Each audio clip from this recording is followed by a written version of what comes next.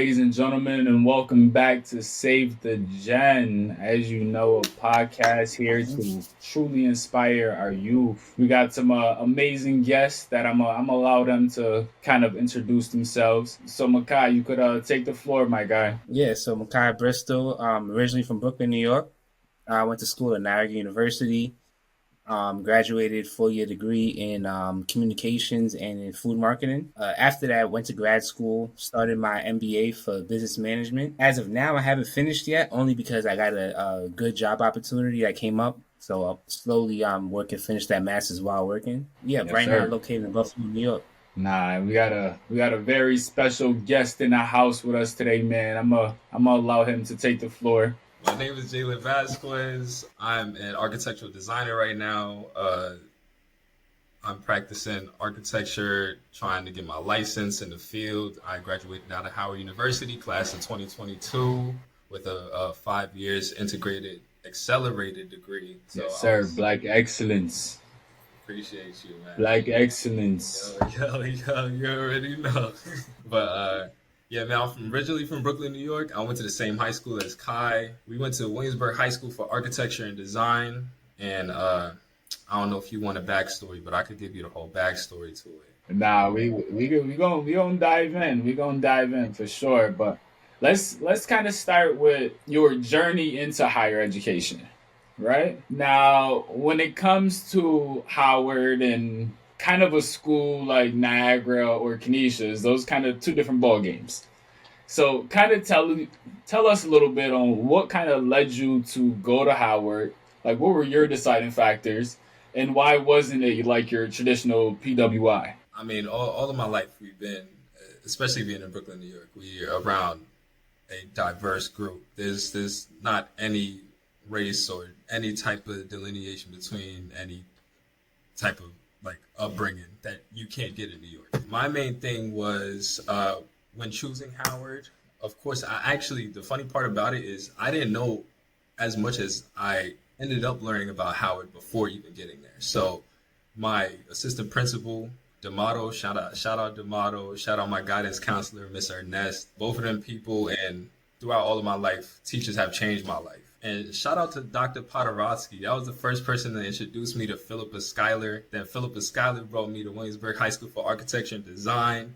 D'Amato and Miss Ernest brought me into Howard. They introduced me to it and said that it would be a great step for me.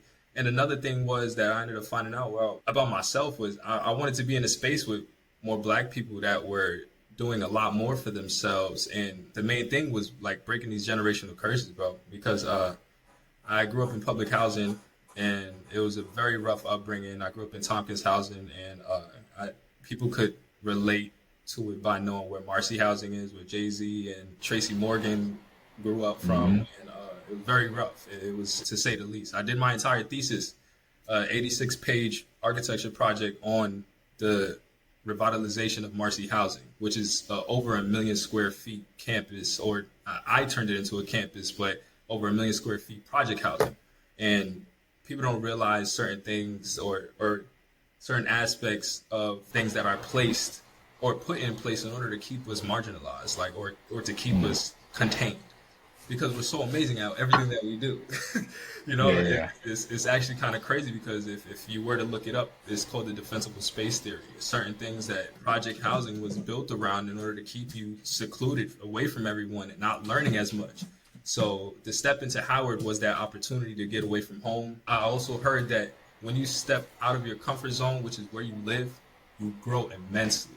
And that was just Mm-hmm. another reason why I had to get out. It was a lot for me, and to take that big step and to step into somewhere I didn't know. I had a ridiculous culture shock going into college. I didn't know about fraternities. I didn't know about sororities. I didn't know about the college process. I didn't know what I was stepping into. And I didn't have anybody to really showing me that, or anyone in my family really that was immediate family that was able to tell me about this experience. So I stepped into something that was completely new, and I grew crazy from it. A big part of growing that I would say a lot of people don't take into consideration is that you got to absorb information. You got to be able and willing to take in information, even if you might be a little hesitant about it, but you gotta you gotta accept and trust that that person that's your leader is being your leader at that moment, and you just gotta kind of sit back and take it in. And a lot of times you don't even recognize what you're getting until you kind of turn the corner a little bit, until you see a little bit of the light. Fear is fake. Fear is Fear is fake. fake. It's in your mind. Like it when Correct. you got to step into stuff with the best intentions, and as long as you know you got a good heart and you're moving in the right direction for yourself, and you got faith in something, like, you can make anything happen. Now, my question to you, Jalen, do you think if you'd have went to a different institution that maybe the demographics were a little bit different, or some of their priorities and missions and visions were a little bit different, how do you think that would have impacted you as a person kind of moving forward? It's funny because when I stepped into Howard, I just felt a lot more comfortable than what I would have possibly in at a PWI. Not that people at a PWI wouldn't have made me feel like I was welcome, but being around a lot of the people that I grew up with and know the culture of, it helps the situation. And Right. there's almost nowhere else where you're going to find a population of majority African Americans wanting to do better for themselves. Like you can go to Brooklyn, but not everybody there is focused on the right thing. You can go to Georgia, and not everybody there is focused on the right thing. Going to Howard was like, okay, I'm placing myself in an area where I know that there's smarter people than me. I like all I can do is learn from that and soak that in, and I flourished from there, bro. I needed to be around that right group of people in order to big me up because they understood what I had went through before. It was a lot of people coming from broken homes and messed up environments that are doing amazing things right now. Like, and some are my personal friends. Like, it's amazing to me. And then to see them grow as well as see myself grow is, I couldn't ask for anything more. Now, even in that college environment, you still gotta kind of be cognizant of the people that you kind of keep around you. What were some of your biggest struggles at Howard that, let's just say, what came your early years? Now, what I just want to jump off of what Jay was saying because hold on. So Jay, let's debate a little bit. Nah, so it's funny because you know how you talked about your experience. You know your experience. You said you felt like you were comfortable at Yeah. Howard. You know, at Niagara, it was the opposite for me, bro. Like I was on an all white campus. Yo, I didn't feel comfortable even up to when I graduated. Like there was not a lot of people like me.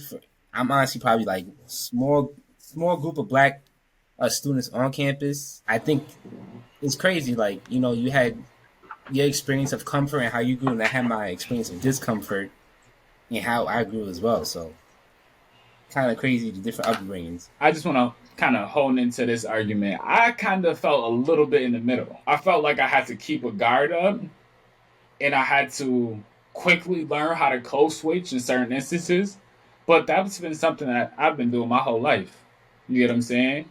It's code switching. It's talking to people that might not be familiar with my ethnic traditions and things of that nature, but we gon' we gonna figure it out. But I must say my comfortability as soon as I got a group of friends that I knew were not only achieving more, but were also the skin tone as me. Feel me? For me, that was almost just like a plus. Like it was nothing that was gonna stop me from going to school, but it was like you said, I felt welcome, but I didn't quite feel as comfortable. And once I got around that group of students, I felt a little bit more comfortable. Now I'm saying it's funny because at Niagara, so it's like I'm on a predominantly white campus, so I'm uncomfortable. And because I'm uncomfortable, like I'm not really socializing as much. Like I'm more getting my work done and really focused because like I don't got friends to be like effing off with. But then I remember I'll go visit my mans in Buff State, which campus is more diverse. And when I go there, I'm like, yo, this shit fake ghetto. Like, yo, bro, I was seeing fights. I'm seeing like, you know, people not taking school as serious. Yeah. But I know it's a different level versus probably like what you see at Howard. But like, I remember at Buff State, sometimes I'll be like, after 2 days, I need to get the hell out of here because I got to focus because I can see a lot of people like what you said earlier. You got like the people that are there to focus and grow, and then you got some people that are just there because their parents said, "Yo, you got to like go," and they don't really even want to be there. Yeah. And there's a couple of things I gotta touch up on because first I'm gonna let y'all know my family and everything came from nothing. Just know that there's a lot of rich kids, people that have money that were at Howard. I wasn't one of those kids, so even though I was with the same culture, there was still certain situations that I couldn't take part in. I was working the entirety of college, and I've been working since I was 13, and I haven't stopped. Like the only time is when I'm transitioning jobs. So, and that's maybe a month or two, or 3 at most. But it definitely was, regardless of what, like going to college, period, I wasn't prepped for it. I wasn't prepared for it. So at the end of the day, it was uncomfortable. But I did see some of our middle school friends there, which made it a little bit more comfortable. But they were also reaching for the same things. So I could completely understand, like, you going to a PWI and being uncomfortable, because that's how I feel now in the workforce. I already knew that in the workforce, we would be seeing this same result of a PWI. Yeah. I knew that, and I knew that I would have to experience that later on in life, which was why I was like, let me take this opportunity as well to go be around my people and the cultures that I know and see the other side, because a lot of my family were into drugs, doing all sorts of stuff, man. Like, and you can't control that. They lead their life however they want to. But what I was trying to see was people like us doing our thing and helping each other and promoting good habits. And like I wasn't privy to that at first, but going to Howard, it taught me a whole nother side of our culture that I wouldn't have been aware of if I didn't take that opportunity. Because you can have a skewed vision on your people if you never took that opportunity. Yep. I'm telling you, and how drastic it was for me was I had to learn to appreciate the different types of African Americans or the different types of Hispanic people. And even Howard had white people or Caucasian people, however you want to reference them. There was white people on scholarship. There was white people not on scholarship that just wanted to be around our culture because it's so beautiful. Like, man, I want you to know, regardless of what, we took the steps to step outside of our boundaries. Like, that was something, Kai, I respected you crazy for. Like, no matter where you went, we may crack jokes. And you got your jokes back and forth at me. We may always crack jokes, but just know I respect the hustle. Like, I've always respected the hustle. Me and Kai wasn't friends at first. You know that? Me and Kai like was fake beefing at first. And this became my man's because I respect how hard he went for himself, and I respect that he set boundaries with people. Like, nah, bro, I'm not gonna go party. I'm gonna go kick it and do my work. Nah, bro, I'm straight on that. I'm about to go make my money so I can feed myself. And it's hard to find people with that right mindset and that tunnel vision on just being a better you. But yeah, I'm done with the spiel. I just have Right. Yeah. What's funny is when me and Kai met, we weren't the best of friends neither. I mean, we weren't like beefing or nothing, but it was just like a high and by type of situation. You get what I'm saying? Yeah. And just until like maybe the beginning of the year here, we started kind of working out and things of that nature, kind of got a little bit more in tune with each other. And then we got on the podcast together. But it truly just shows that you never really know where these relationships, where these networks could get you. You get what I'm saying? Absolutely. Because, man, let's just say we boom up overnight. Now, Kai is on a podcast, for instance, that if he ain't get the opportunity to, like, get to meet the individual and keep being his raw and authentic self, it might not have got there if it do get there. You get what I'm saying? So, again, just seeking those opportunities when you can take them. Now, I know you homed in on a lot on that kind of Black excellence aspect. What does Black excellence mean to you, and how would you interpret to everybody else? You give your version first, and I give my version second. Okay. But I feel like Black excellence is breaking generational curses. Black excellence is building on what your family has instilled in you. It's I feel like it's being an exemplary person that you set out to be. Because there's so many people that take this life for granted, man.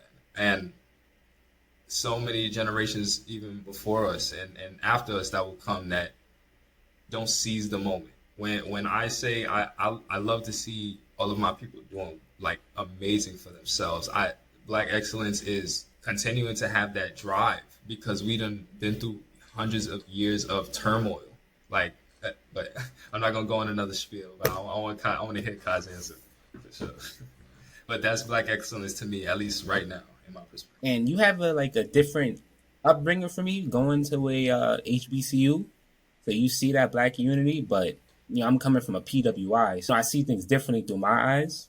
And I feel like for me, black excellence is like the unity of black people, which I don't see a lot of. I think black excellence is representation, how you represent yourself in public. And I hear a lot of times, oh, I don't have to prove myself to someone, but I personally think that you should prove yourself to other people. Like, you are meant to be here, dress the part, act the part. And I think black excellence is just using common sense. You know the right from wrong. Mm-hmm. You know how to behave in the space, and just keep pushing, keep driving. But I feel like sometimes a lot of people get lost on their journey to black excellence. Now, I kind of want to follow this up with a question to you, Jalen. Yes, sir. Is when we speak on kind of black excellence and the black community, I would say there's two common conceptions that people take. They get the individuals that kind of had a mindset that us as a minority community, that we have all the opportunities that, or let me put it in these words, whatever we want, we could truly go get, but we just have to go get it, right? And then there's also a way of thinking that kind of encompasses the underprivileged community as, hey, we are going through more challenges. We are going through more hardships. So systematically being equal won't be the word, but essentially it would be that sense of, what word am I looking for? Not equality, but like an equitable, like an even playing field.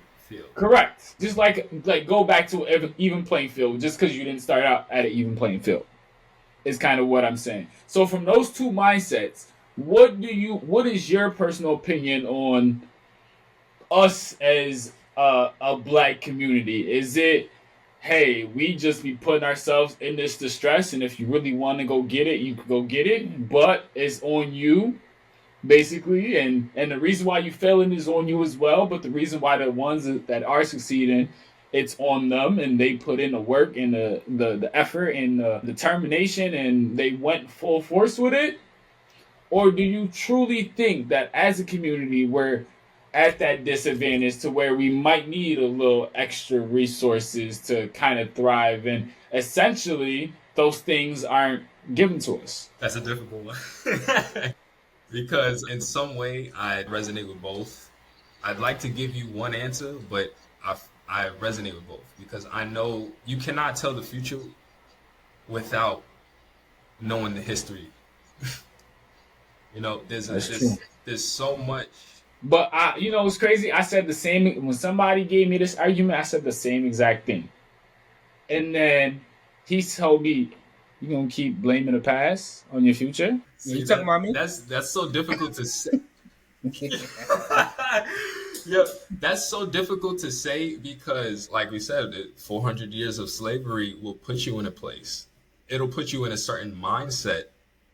A lot of people's family haven't grown out of that mindset because they don't know. If you don't, you only know what you know. If someone hasn't taught you a different way or different lifestyle, if someone hasn't become your mentor or a parent or an aunt or a cousin that has done something for themselves, hasn't put you on, and that's all based on their history. They're at that position because of their history, just like our people are at this point because of our history. And granted, we can always be doing better. There's people in our culture that are doing phenomenal, that are skyrocketing every single day and changing things for our culture. But at the same time, there are people who are stuck in bad habits, are stuck in families that aren't as supportive as maybe our families were, because their family hasn't elevated to that level yet, or hasn't been put on in a certain way to where they can learn what we've learned. We're at an elevated mindset, and I hope y'all know that, because we've been around these places. We've learned how to code switch. We've learned how to. We shouldn't have to code switch. 100% agree with that. 100% agree with that. But do you think it's something that's not given, or something that we're not going to get? Like, I think it's a difference from kind of sitting back and wait for something to happen, because then you get comfortable. Yeah, I Because completely agree. You have to put in the work. Nothing happens without work. I forgot the scripture itself, but that you can pray and have faith, but faith without works is nothing. You have to be able to work, and you have to have a guided faith. I don't care what you believe in. You have to put the work behind your faith, because without faith, then you won't even do the work. That goes into a whole nother sector of people just believing in themselves, having something to believe in, and wanting to change their situation. There's a lot of people that are okay with being stagnant, and that's just not us. But there's a lot of people that haven't been influenced by the right person, or haven't been exposed to. I know people that have never left New York. I know people that haven't ever gotten on a flight. Me too. The exposure is so important. You have to step outside of your situation, man. And that I live in Houston now. I don't even know if I said that, but I'm in Houston now. I had lived in the DMV area, in DC, as well as Virginia. I travel to California often because it's just a beautiful place, and you need to expose yourself to certain things. But now I'm in Houston and in Texas, and I could have never in a million years intended to be in Houston. This happened because I exposed myself to certain situations, and my boss in New York was telling me about Houston's about to go up, and I got put on by one of my bosses. And this is a firm that is predominantly white, Caucasian, and they respected me because of the past that I've had and what I've done. And it didn't include, a PWI or anything. I worked at Sweetgreen for 6 years. I worked at Foot Locker for 2-3 years simultaneously. I worked at a supermarket. Through these little situations, you grab pieces and bits of everything that you need in order to get you places. And as long as you open and willing to learn, and that's another thing, is ego. There is so much ego in place. We need to release it. As a people, we need to release our ego and allow ourselves to learn from people. But I'm gonna end it with that. But yeah, man, I do think we need to work in order to get to the places that we want to go, and we should never be able to sit still and be stagnant and feel like that's a comfortable situation, man. I think that we need to create an equitable space, and especially in right now, the world right now, we're in a very shaky situation right now, to say the least.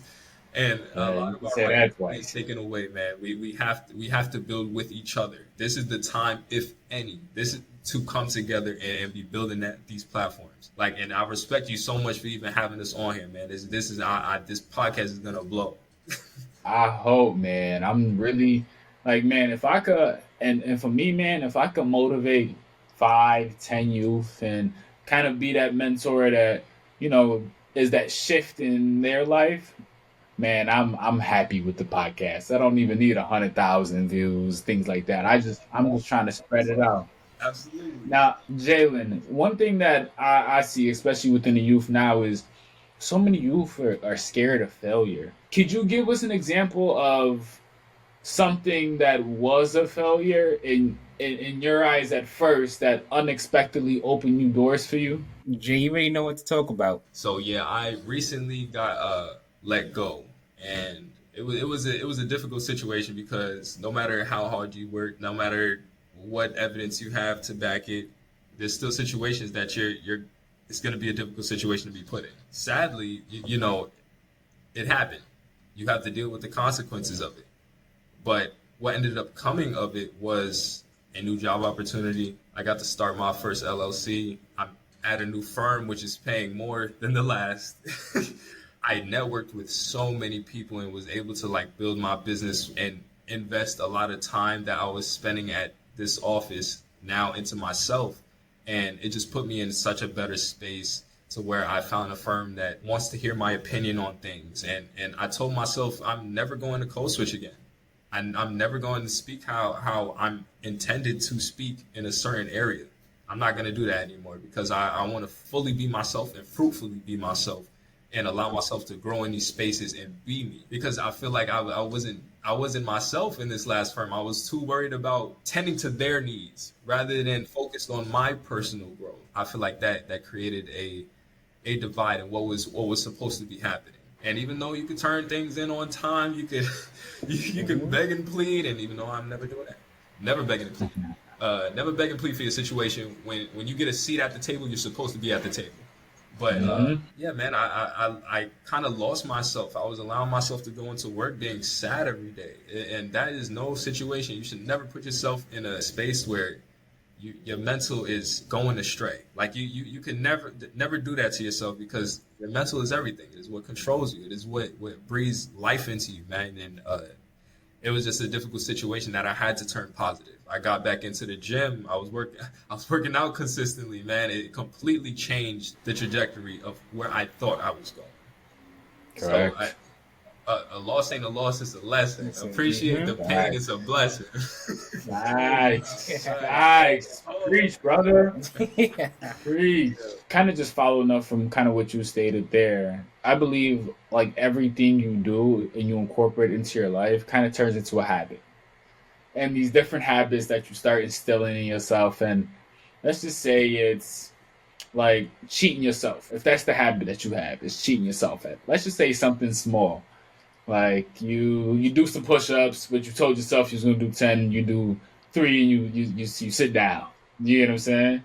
Something small like that. You start creating a habit out of that. Who says you can maintain a healthy relationship with your significant other when you can't even keep loyalty to yourself?